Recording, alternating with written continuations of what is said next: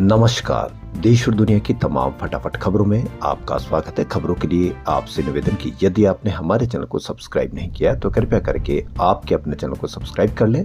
आप सब्सक्राइब करते हैं तो हमें हिम्मत होती है सही और सच्ची खबरें और उन खबरों को आप तक पहुंचाने की जो मीडिया आपको बिल्कुल भी नहीं बताता है। क्या आपको मीडिया ने बताया कि महिला पत्रकारों की किस तरह से अपमानित किया गया? तालिबानी हुक्म चला हिंदुस्तान में भी, जहां कहीं पर भी कोई चर्चा नहीं, और उन महिला पत्रकारों ने भी कोई चर्चा नहीं की जिनका अपमान देश में किया गया है। यह अपमान क्या किया गया? यदि यही अपमान किसी दूसरी जगह किसी ने किया होता तो पूरा देश का मीडिया किस तरह से किया जाता, यह आप भली भांति जानते हैं। लेकिन कहीं पर भी कोई चर्चा नहीं, क्योंकि महिला पत्रकारों का अपमान किया गया। किसके द्वारा, यह आप अवश्य देखें। अफगानिस्तान के विदेश मंत्री आमिर खान मुत्तकी की दिल्ली में शुक्रवार को ही प्रेस कॉन्फ्रेंस में महिला पत्रकारों की एंट्री पर रोक लगाने पर विवाद हो गया है। कांग्रेस सांसद प्रियंका गांधी वाड्रा ने पीएम मोदी से पूछा कि भारत में हमारे ही देश की कुछ सबसे सक्षम महिलाओं का अपमान कैसे होने दिया गया, जबकि महिलाएं ही देश की रीढ़ और गौरव है। राहुल गांधी, कांग्रेस सांसद और नेता प्रतिपक्ष ने कहा कि पीएम मोदी, जब आप महिला पत्रकारों को सार्वजनिक मंचों से बाहर रखने की इजाजत देते हैं तो आप भारत की हर महिला को ये बता रहे होते हैं कि आप बहुत कमजोर हैं और उनके लिए खड़े नहीं हो सकते।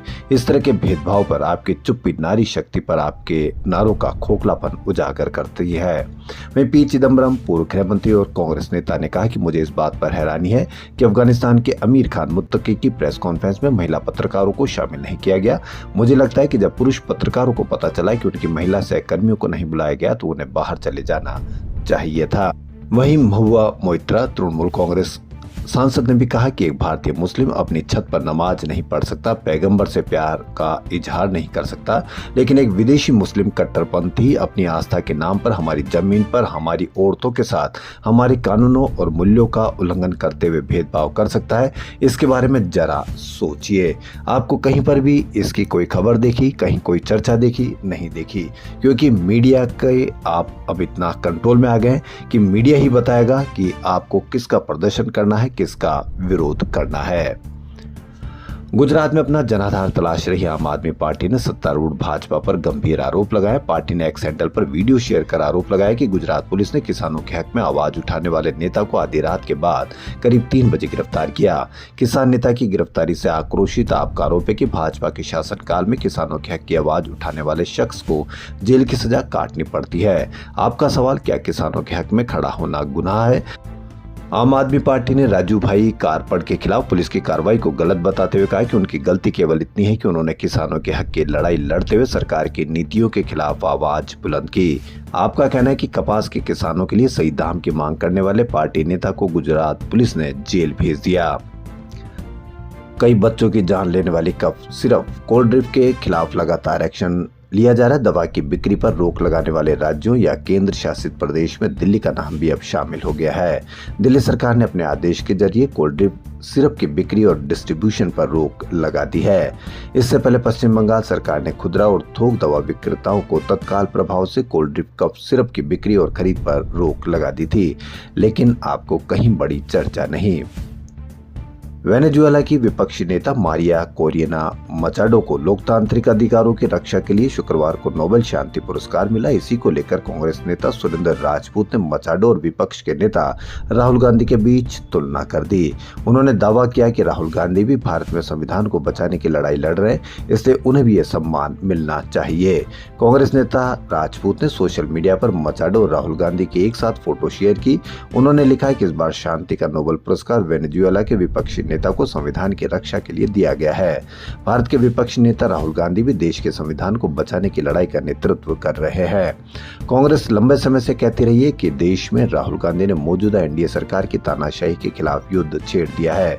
उन्होंने हाल ही में कुछ ऐसे मुद्दे उठाए जिन्होंने मौजूदा सरकार पर तानाशाह होने का आरोप लगाया। इन मुद्दों में वोट चोरी, बिहार की मतदाता सूची से जानबूझकर मतदाताओं के नाम हटाना, चुनाव में बीजेपी और उसके सहयोगियों को लाभ पहुंचाने के लिए ईवीएम हैकिंग, पिछड़े वर्गों के लिए आरक्षण समाप्त करने जैसे कई मुद्दे शामिल थे। मध्य प्रदेश के छिंदवाड़ा में कफ सिरप से हुई बच्चों की मौत के मामले में कांग्रेस प्रदेश अध्यक्ष जीतू पटवारी ने राज्य सरकार और केंद्र सरकार पर गंभीर आरोप लगाए। पटवारी ने कहा कि 19 तारीख को नागपुर के स्वास्थ्य विभाग ने मध्य प्रदेश सहित देश के सभी स्वास्थ्य विभागों को रेड अलर्ट जारी किया था, जिसमें चेतावनी दी गई थी कि एक संदिग्ध बीमारी से बच्चों की मौत हो रही है। उन्होंने कहा कि जब तक इस कफ सिरप को बैन किया गया तब तक छिंदवाड़ा में 8 और बच्चों की मौत हो चुकी थी। हमारी सरकार उस समय सोई हुई थी। पटवारी ने दावा किया कि नागपुर में 8 बच्चे भर्ती थे और उन्होंने मुख्यमंत्री से आग्रह किया था कि तुरंत वहां जाए, लेकिन मुख्यमंत्री नहीं गए। उन 8 में से 6 बच्चों की मौत हो गई और अब तक लगभग 25 बच्चों की जान जा चुकी है। पटवारी ने कहा कि 10 साल से कम उम्र के 500 से अधिक बच्चों की मौत के कारण स्पष्ट नहीं है और मध्य प्रदेश के अलग अलग थानों में इन मौतों को लेकर मर कायम है।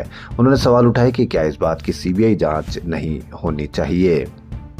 प्रवर्तन निदेशालय ने रिलायंस पावर लिमिटेड के executive director of chief financial officer Ashok Kumar Pal को गिरफ्तार कर लिया है। पाल पर अनिल अंबानी के रिलायंस ग्रुप एडीए से जुड़े 68.2 करोड़ के फर्जी बैंक गारंटी और इनवॉइसिंग का आरोप है। पाल को ईडी ने शुक्रवार को देर रात पूछताछ के बाद अरेस्ट किया था। आज 11 अक्टूबर उन्हें दिल्ली की एक स्पेशल कोर्ट में पेश कर ईडी ने कस्टडी की मांग की, जो 2 दिनों के लिए मंजूर हो गई। पाल सोमवार 13 अक्टूबर को दोबारा कोर्ट में पेश किए जाएंगे।